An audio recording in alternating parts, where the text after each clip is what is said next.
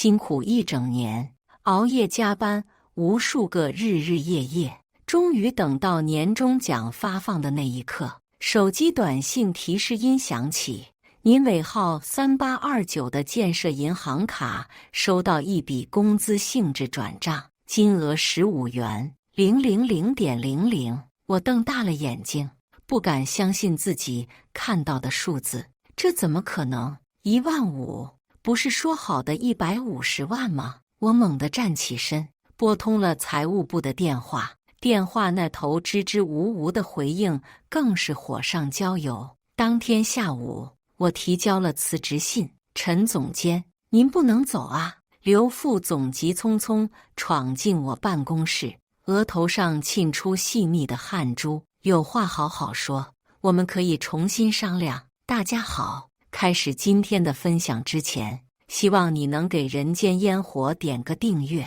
我将会分享更多优质的内容。我叫陈志远，是一家科技公司产品研发部的技术总监。在这家公司，我已经工作了整整7年，可以说见证了公司从默默无闻到行业翘楚的全过程。去年，公司接到了一个重大项目，为国内最大的几家金融机构开发一套全新的数据安全防护系统。这个项目不仅金额巨大，更关系到公司能否打入金融安全这个高利润市场。项目一开始就被定为公司年度重点，董事长亲自挂帅，而我被任命为技术负责人。志远，这次项目交给你，我很放心。董事长周明在项目启动会上拍着我的肩膀说：“做好了，公司不会亏待你的。”副总裁刘强也在一旁补充：“这个项目的提成比例会比常规项目高，技术团队，尤其是你作为负责人，年底肯定有一笔可观的奖金。”我点点头，没有多说什么。在我看来，高回报自然对应高付出和高风险，这很合理。何况我本就是那种会全力以赴的人，不需要用金钱来额外激励。接下来的日子，我带领团队几乎是住在了公司，早上8点到晚上11点成了标配，经常周末也要加班。项目过程中困难重重，最大的挑战是我们需要在保证极高安全性的同时，确保系统运行效率不受影响。这几乎是互相矛盾的2个目标。这次真的很难搞啊！我的副手小黎有一天晚上忍不住抱怨：“都加班3周了，感觉离目标还很远，坚持住，我们在技术上有突破口。”我给团队打气，同时也在不断调整技术方案。经过无数次尝试和失败，我们终于找到了解决方案，一种全新的数据加密算法，可以在保证安全性的同时大幅提升处理速度。这个算法甚至超出了客户的预期，让他们惊喜不已。陈总监，你们的方案太棒了，比我们想象的还要好。客户方的技术负责人在验收会上竖起大拇指，项目最终不仅提前完成，质量还远超预期，客户方非常满意，当场表示要追加订单，并推荐给其他金融机构。这个项目一下子为公司带来了近6亿元的收入，利润率高达40%以上。志远啊，真有你的！董事长在庆功会上红光满面，这次多亏了你，公司一下子打开了金融安全市场的大门。刘副总也笑着说：“按照咱们之前说的，这个项目技术团队的提成是总利润的5%，你作为负责人能拿到1/4，大概算下来，你的年终奖应该有150万左右。”听到这个数字，我心里有些小激动。虽然我一直觉得自己不是很在乎钱，但150万也不是小数目。我和妻子正打算换一套大一点的房子，还想给即将出生的孩子准备一个温馨舒适的家。这笔奖金正好可以作为首付。年会上，我被评为年度杰出员工，董事长亲自为我颁奖。来年我们还会有更多类似的项目，希望志远继续带领团队创造奇迹。董事长举杯祝酒，也祝大家来年的年终奖更丰厚。在这样的氛围下，我对即将到来的年终奖充满了期待。我甚至已经和妻子一起看好了心仪的房子，准备在拿到奖金后就去签约。终于到了发年终奖的日子，那天我正在开会，手机突然震动了一下，我瞄了一眼，是一条银行短信：您尾号3829的建设银行卡收到一笔工资性质转账，金额15.000.00，余额人民币。看到这个数字，我以为自己眼花了。15.000.15000元，不应该是150万吗？我立刻给财务部打电话确认。陈总监，你好，年终奖已经发放完毕了。财务部的小张回答我，是不是搞错了？我只收到15000。我尽量让自己的语气保持平静。电话那头沉默了几秒。然后小张小心翼翼地说，没有错，系统显示您的年终奖就是15000元，这是经过高层批准的数额。我一时语塞，不知该说什么，挂了电话。我坐在椅子上，感觉一阵眩晕。15000元，这连我1个月工资的1/10都不到，更别说之前说好的项目提成了。这简直就是一个天大的笑话。我努力平复情绪，决定直接去找刘副总问个清楚。来到他办公室门口，却被告知他临时出差去了。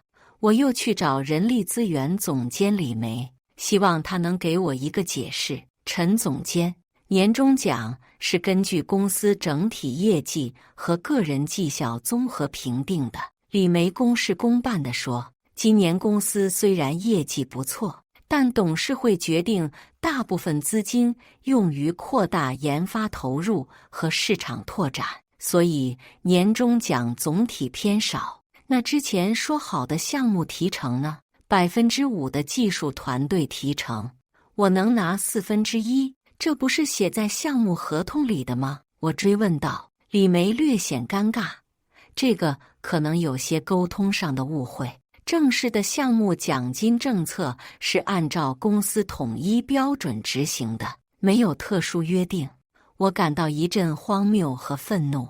没有特殊约定，那刘副总当初在所有人面前说的话算什么？董事长说的公司不会亏待你又算什么？回到办公室，我关上门，深呼吸了几次，试图让自己冷静下来，但越想越觉得不公平。我拿出手机，给妻子发了条信息，年终奖出问题了，只有15000。妻子很快回复，是不是搞错了？要不要和领导再确认一下？已经确认过了，就是这个数。我回复道，没关系，钱不是最重要的。妻子安慰我，我们还有积蓄，换房子的事可以慢慢来。看着妻子的信息，我心里更加难受。她已经怀孕7个月了，我们原本计划搬到新家迎接孩子的到来，现在看来这个计划要搁置了。整个下午我都心不在焉，完全无法集中精力工作。下班时间一到，我就收拾东西准备离开。路过会议室时，我听到里面传来欢声笑语。透过半开的门缝，我看到董事长刘副总和几个高管正在香槟庆祝。今年真是太棒了，董事长举杯道。多亏了那个金融项目，公司利润创了新高，最妙的是成本控制得好。另一位高管笑着说，年终奖压得足够低，给股东的分红就更多了。这些话像一把刀，深深刺进我的心里。原来在他们眼中，我和团队的辛苦付出，只是为了给他们创造更多的分红。那些关于重视人才、论功行赏的话，全都是假的。回到家，我彻夜难眠。第二天一早，我做了一个决定，辞职。我打开电脑，写了一封措辞严厉的辞职信，详细列出了我对公司背信弃义行为的失望。写完后，我深吸一口气，点击了发送按钮。邮件发送对象包括全体高管和董事会成员。发完邮件，我感到一阵释然，仿佛卸下了肩上的重担。我开始整理自己的物品，准备离开这个让我心寒的地方。就在这时，办公室门突然被推开，刘副总站在门口，脸色十分难看。志远，你这是什么意思？他拿着手机，显然已经看到了我的辞职信。字面意思，我冷静地回答：我辞职了，就因为年终奖的事。这也太小题大做了吧。刘副总走进我的办公桌，有什么不满可以私下沟通吗？何必闹得人尽皆知？沟通？我冷笑一声，之前说好的150万变成了15000，这不是沟通不够，是诚信有问题。刘副总的表情变得有些慌张。志远，你先别急着下结论，这其中可能有些误会。没什么误会，事实很清楚。我继续收拾着桌上的物品。公司背弃承诺，我选择离开，很简单的逻辑。你不能就这么走。刘副总急了，金融项目的后续还有很多工作，团队离了你会乱套的。我停下手中的动作，看着他，这就是您关心的项目团队，那我呢？我的付出和牺牲在公司眼里算什么？刘副总哑口无言，脸上的表情从慌张变成了焦虑。志远，你冷静点，我这就去找董事长，一定给你一个满意的答复。说完，他匆匆离开了办公室。我继续收拾东西，心想，现在知道慌了，晚了。刘副总离开没多久，我的手机就开始不停地响。先是人力资源总监李梅打来，说希望我再考虑一下，公司可以重新审视我的年终奖问题。接着是我的直属领导技术副总张明来电，说有些事情需要和我当面沟通。我婉拒了所有的通话请求，只是简短的回复说我的决定已经做出，不会更改。下午3点左右，我的副手小李敲开了我的办公室门。陈总，听说你要离职。小李一脸难以置信，是不是有什么误会？没有误会，我淡淡的回答，已经决定了。小李欲言又止，最后鼓起勇气说，陈总，其实大家都知道您辞职的事了，整个研发部都炸锅了，好多同事说如果您走，他们也不想留下。这话让我有些意外。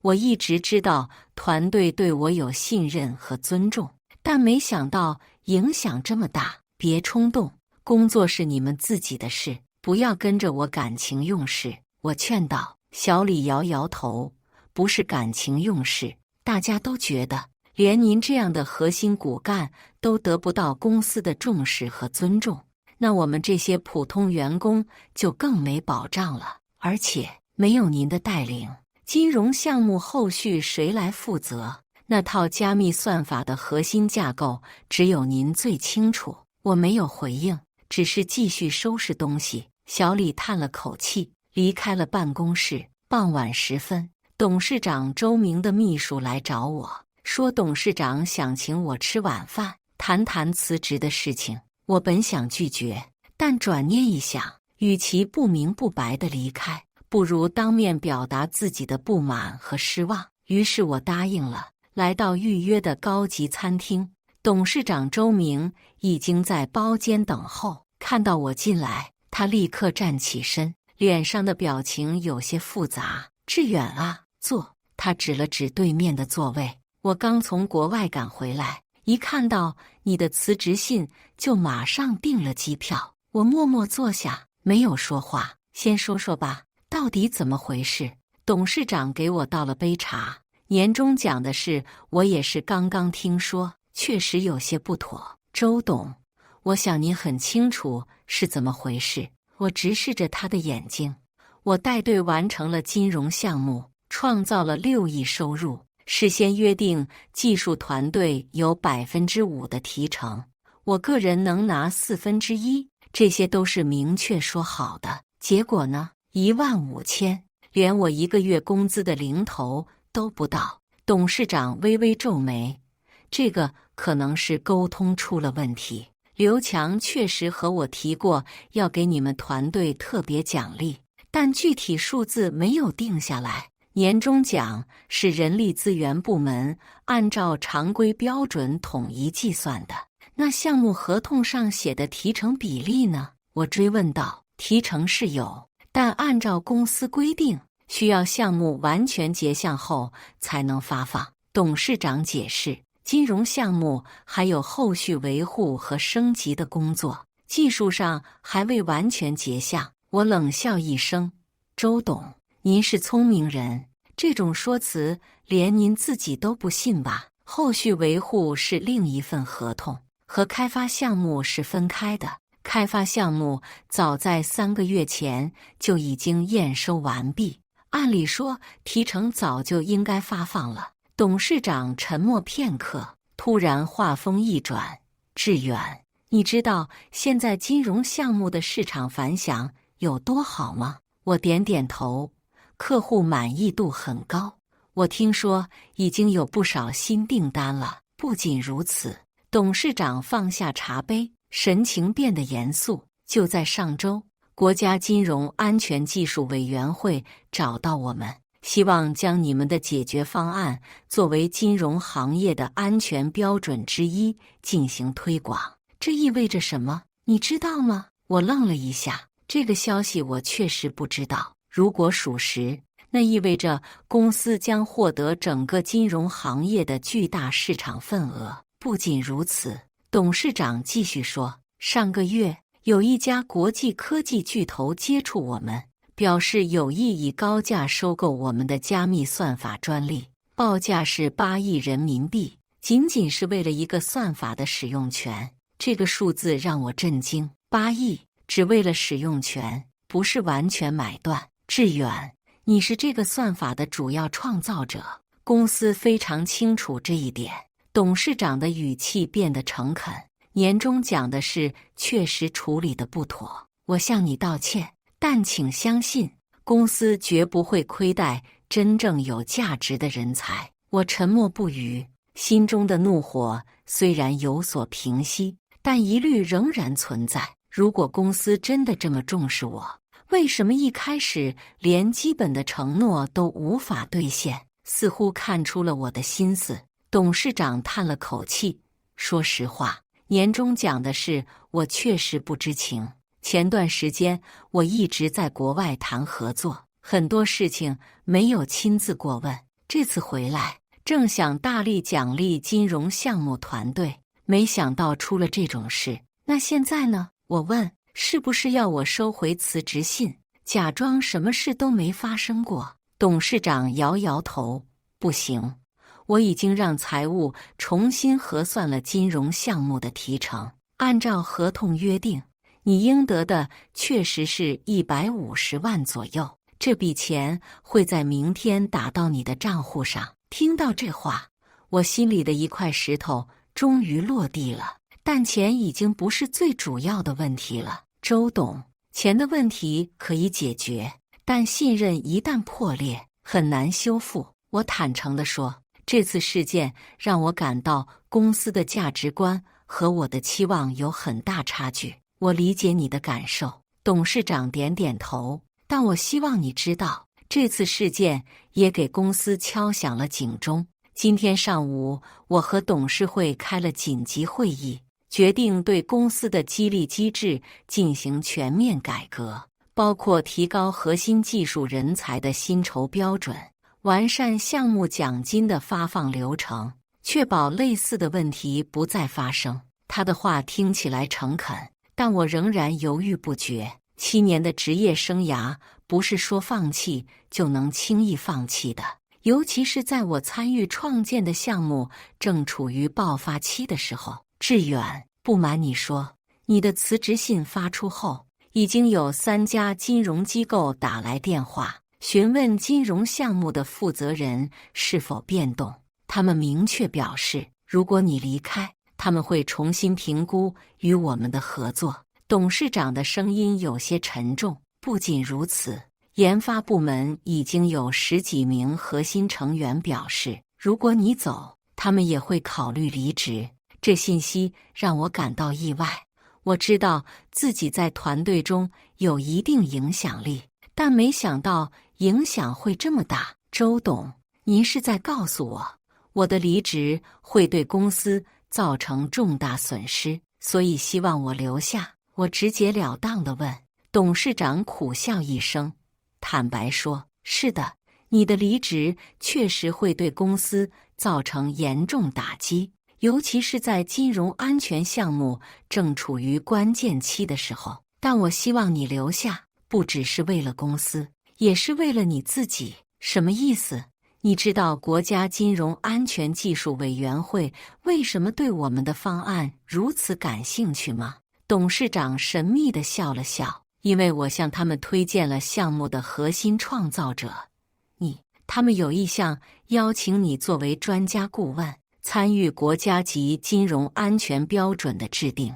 这不仅是荣誉，更是难得的发展机会。这个消息确实让我心动。参与国家标准制定，对任何技术人员来说都是极高的荣誉和认可。不仅如此，董事长继续说，考虑到你的贡献和潜力，董事会已经决定提名你担任技术副总裁，直接向我汇报，薪资待遇会有大幅提升。更重要的是，你将参与公司战略决策，有更大的发言权和影响力。技术副总裁这个职位是我一直向往，但认为至少还需要几年才能达到的。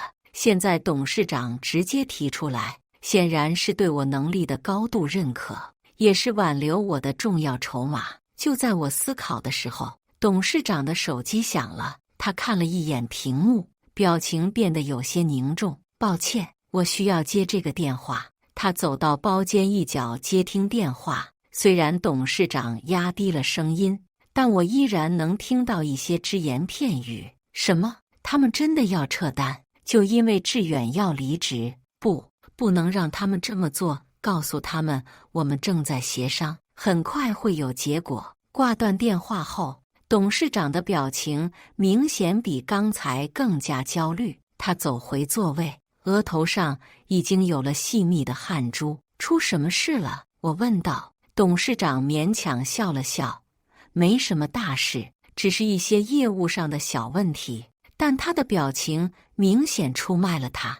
我隐约猜到了电话的内容，但没有点破。志远，你再好好考虑一下吧。董事长的语气几乎是恳求的。公司需要你，我也需要你。你离开的话，不仅项目会受影响，公司的市值也会大幅下跌。我从未见过董事长如此焦虑的样子。作为一个在商场打拼多年的老手，他一向冷静自信，很少表现出紧张或不安。但此刻，他的额头上冒着汗，手指不自觉地敲打着桌面，眼神也不断闪烁，明显是极度紧张的表现。这时，包间的门突然被推开，刘副总急匆匆地走了进来。周董，不好了！他的脸色惨白。国资委那边刚来电话，说要重新评估我们公司作为金融安全供应商的资质，原因是核心技术人员流失。董事长猛地站起身。什么？他们怎么会知道志远要离职的事？刘副总看了我一眼，欲言又止。说吧，到底怎么回事？董事长的声音变得严厉。是金融安全委员会那边。刘副总支支吾吾地说，他们早上联系我们，想确认志远是否会参加下周的标准讨论会。我们不小心透露了他要离职的消息。该死！董事长重重地拍了一下桌子。你们怎么能这么不谨慎？现在好了，不仅客户可能撤单，连资质都要重新评估。看着他们紧张的样子，我突然意识到，情况比我想象的还要严重。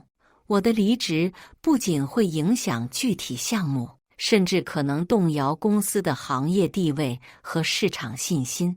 董事长深吸一口气，努力让自己冷静下来。他转向我，语气恳切：“志远，现在你明白为什么我们如此重视你的去留了吧？你已经不仅仅是一个技术总监，你代表的是公司在金融安全领域的核心竞争力。你的价值远超你想象。”我看着眼前这两位平时高高在上的领导，此刻焦虑不安的样子，心中百感交集。一方面，我为自己的价值得到如此重视而感到一丝满足；另一方面，我也在思考，如果我真的如此重要，为什么在年终奖这件事上，公司会如此轻视我的感受和贡献？周董，我缓缓开口，如果我真如您所说这么重要，为什么公司在最基本的承诺上都无法兑现？年终奖不仅是钱的问题，更是诚信和尊重的问题。董事长和刘副总对视一眼，明显有些尴尬。志远，这次确实是我们的失误。刘副总主动认错，年终奖的审批流程出了问题。财务部按照常规标准执行，没有考虑到特殊情况。我应该更加关注这个问题的，但当时正忙着处理其他事务，不需要找借口。董事长打断了他：“志远说得对，这是诚信问题，公司确实做得不够好。”他转向我，表情变得前所未有的严肃：“志远，我代表公司向你道歉。这次年终奖的事处理得很糟糕，伤害了你的感情，也辜负了你的信任。我们会立即纠正这个错误，不仅补发你应得的奖金，还会对整个激励机制进行彻底改革。但请你给公司一个机会，也给你自己一个机会，留下来，继续你已经开创的事业。”看着董事长诚恳的道歉和恳求，我心中的怒火渐渐平息，但我还有一个关键问题需要解答。周董，我想知道，如果我没有提交辞职信，公司会主动发现并纠正这个错误吗？还是会一直这样，直到我忍无可忍？董事长沉默了。这个问题直指问题的核心，公司的价值观和管理风格。就在这时，刘副总的手机又响了，他看了一眼屏幕，脸色更加难看了。周董，他的声音几乎是颤抖的。股价跌了8%，有内部消息泄露，说志远要离职。董事长的脸色瞬间变得惨白。作为上市公司，股价是最直接的晴雨表，8%的跌幅在一天之内是非常严重的，显示了投资者对公司前景的担忧。看来不只是客户和合作伙伴，连投资者都认为我很重要啊！我半开玩笑地说道，但心里却五味杂陈。董事长定定地看着我，眼神中既有恳求，也有某种我从未见过的东西，脆弱和无助。在这一刻，他不再是那个呼风唤雨的商业领袖，而只是一个担心自己辛苦建立的事业可能毁于一旦的普通人。志远，留下来。他的声音低沉而诚恳，不是为了公司，不是为了股价，而是为了我们共同创造的东西。金融安全项目可以改变整个行业，而你是这一切的核心。我保证，从今往后，公司会真正重视你的价值和贡献。我深吸一口气，思考着接下来的决定。这个决定不仅关乎我的职业生涯，也关乎公司的未来。甚至可能影响到整个金融安全行业的发展方向。看着董事长和刘副总焦虑的表情，我心中忽然有了一种奇怪的感受。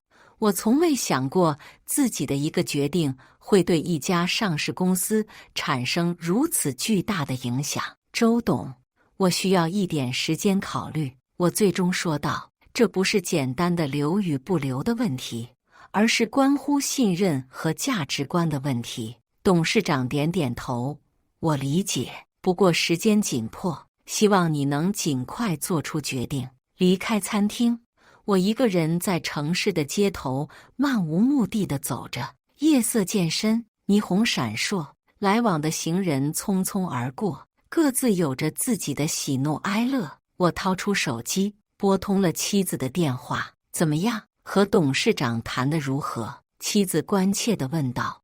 我把晚餐上发生的一切都告诉了他，包括董事长的道歉、股价下跌的消息，以及技术副总裁的提议。听起来他们是真的很重视你啊。妻子说。那你打算怎么办？我还在考虑。我叹了口气。一方面，我确实为公司付出了很多，金融项目也是我的心血。另一方面，这次的事情让我对公司的价值观产生了怀疑。但他们已经道歉了，也承诺要补发你的奖金，还提出了晋升。妻子分析道。从实际利益来看，似乎留下是更好的选择，不只是钱和职位的问题。我解释。我在想，如果留下，下一次遇到类似的情况，会不会又是同样的结果？公司的道歉和承诺是真心的改变，还是被逼无奈的妥协？电话那头沉默了一会儿，然后妻子说：无论你做什么决定，我都支持你。但有一点我想提醒你，人无完人，公司也是，一次错误不代表永远不可信任。关键是他们是否真心认识到错误，并愿意改正。妻子的话让我陷入思考。是啊，人无完人，公司也是。重要的不是过去犯了什么错，而是未来会如何改变。回到家，我打开电脑，开始写一份详细的条件清单。如果要留下，我需要公司做出哪些具体的改变和承诺？这不仅仅是为了我个人，也是为了整个技术团队，甚至是为了公司的长远发展。第二天早上，我没有按照惯例8点到公司，而是在家完善我的条件清单。上午10点，我收到了董事长的信息：志远，今天上午董事会紧急会议，下午2点，希望你能来参加。不管你做什么决定，我们都尊重，但希望能当面听到。我回复道：好的，我会准时到。到了公司，前台小姐看到我时明显松了一口气。陈总监，您来了，大家都在等您呢。董事会议室里，除了董事长和全体高管，还有几位我不认识的人，看起来像是公司的大股东。志远，来，坐这里。董事长指了指他旁边的位置，这是一个明显的尊重姿态。会议开始，董事长首先介绍了我不认识的几位，这几位是公司的主要股东代表，专程来参加今天的会议。然后他转向我：志远，昨天我们谈了很多，不知道你考虑的怎么样了？我环顾四周，看着这些平时很少能见到的公司高层和股东，心中忽然有了一种异样的感觉。他们都在等待我一个普通员工的决定，这种场景在以往是难以想象的。周董，各位领导，我已经考虑好了。我拿出准备好的文件夹，这是我整理的一份条件清单。如果公司能接受这些条件，我愿意留下。董事长接过文件夹，翻开第1页，其他人也凑过来看。随着他们阅读的深入，表情逐渐变得凝重。我的条件主要有5点：一、补发我和团队应得的项目奖金，不打折扣；2、建立透明的绩效和奖金制度，确保承诺得到兑现。3、赋予技术负责人在项目决策中的否决权，防止商业考量过度牺牲技术质量。4、设立技术人才持股计划，让核心研发人员分享公司成长红利。5、成立由一线员工代表参与的监督委员会，定期审核公司政策执行情况。看完后，董事长深吸一口气，这些条件有些超出了我的权限范围，需要董事会讨论决定。一位看起来50多岁的股东代表开口了：陈先生，你的条件相当具有挑战性，尤其是第4点和第5点，这将对公司治理结构产生重大影响。我点点头，是的，我理解这些要求可能看起来有些过分，但我认为只有真正重视和尊重技术人才，公司才能在这个行业立足。金融项目的成功证明了技术创新的价值，而这种价值应该得到制度化的保障，而不是依赖于个人的善意或临时决定。董事会成员相互交换了眼色，似乎在无声地交流什么。让我们休会15分钟，董事长最终说道。我们需要私下讨论一下。我离开会议室，在走廊里等待。这15分钟感觉异常漫长。我不知道自己的要求是否太过分，但我清楚，如果这些基本条件都无法满足，那么留下来可能只会重蹈覆辙。正当我胡思乱想时，刘副总走出会议室，朝我走来。志远，他的语气出奇的平和。董事会正在认真讨论你的提议。说实话，你的条件确实很有挑战性，但也很有建设性。无论结果如何，我个人都要谢谢你提出这些想法，他们对公司的长远发展确实有益。我有些意外，没想到刘副总会有这样的反应。其实，他苦笑一声。昨天晚上我回去后一直在想，如果早点听取你和团队的意见，主动解决问题，也许就不会走到今天这一步。这次事件给我上了一课，管理不只是下命令和控制，更重要的是倾听和尊重。他的坦诚让我对他有了新的认识。也许他并不是一个冷漠无情的领导，只是被公司的惯性和体制所限制。15分钟后，董事长的秘书来通知我回到会议室，气氛明显比之前紧张了许多。董事长清了清嗓子，开口道：志远，董事会已经讨论了你的条件。说实话，这些条件超出了我们的预期，实施起来会面临很多挑战。但考虑到你的价值和公司的长远利益，我们决定接受你的全部条件，但有一些细节需要进一步商讨完善。这个回答出乎我的意料。我本以为他们至多会接受部分条件，或者提出大幅修改，但他们竟然全盘接受了，这让我有些惊讶。真的，全部接受？我有些不敢相信。是的，全部接受。董事长的语气非常坚定。昨晚会议结束后，我和几位主要股东进行了长谈。我们一致认为，公司目前面临的最大挑战不是市场或技术，而是如何留住和激励像你这样的核心人才。你的条件虽然在短期内会增加公司成本，但从长远来看，这是一笔值得的投资。那位50多岁的股东代表也点点头。陈先生，我代表几位主要股东表态，我们完全支持你的改革提议。事实上，这些年来，我们一直在敦促管理层加强对技术人才的重视和激励，只是执行的不够彻底。这次事件是一个警醒，也是一个契机。我环顾四周，看到的不再是昨天那种慌乱和焦虑，而是一种新的决心和坚定。也许我的辞职真的触动了公司的神经，让他们重新思考了人才战略的重要性。既然如此，我缓缓点头，我愿意撤回辞职信，继续为公司效力。会议室里爆发出一阵掌声和欢呼，董事长激动地握住我的手。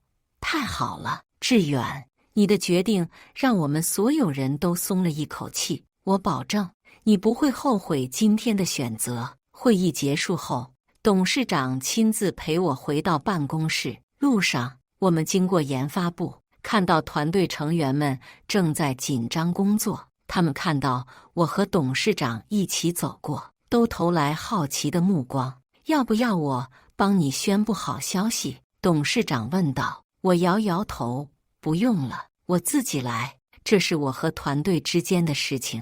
董事长理解地点点头，离开了。我走进研发部，敲了敲桌子，吸引大家的注意力。各位，我有个好消息要宣布。我环顾四周，看着这些日夜奋战的伙伴们，我决定留下来，继续和大家一起战斗。办公室里一片欢呼。小李兴奋地问：陈总，是不是公司答应了您的条件？我点点头，是的。不仅如此，公司还承诺要进行全面的人才激励改革，这意味着未来我们每个人的付出都会得到更公平的回报。团队成员们激动地议论纷纷，这对他们来说，不仅是我个人留下的好消息，更是整个技术团队地位和待遇可能提升的信号。下班后，我独自一人在办公室整理思绪。这2天发生的事情，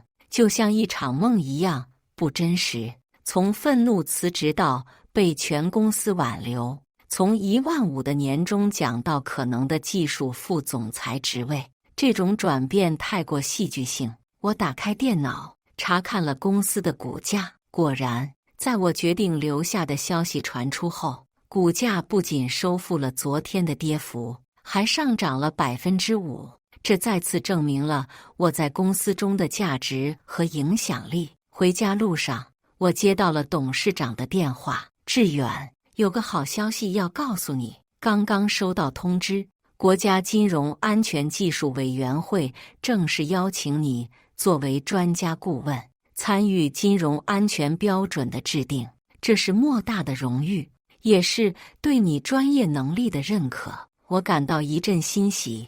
谢谢周董，这个机会确实很难得，我会好好把握。不用谢我，这是你应得的。董事长的语气中带着由衷的尊重。对了，明天上午9点有个董事会，讨论你提出的改革方案的具体实施细节，希望你能参加，提供一些技术层面的建议。没问题，我会准备好。挂断电话，我的心情无比复杂。短短2天，我经历了从谷底到巅峰的情感过山车。这个过程虽然痛苦，但也让我看清了很多事情。回到家，妻子已经准备好了晚餐。看到我的表情，她似乎已经猜到了结果。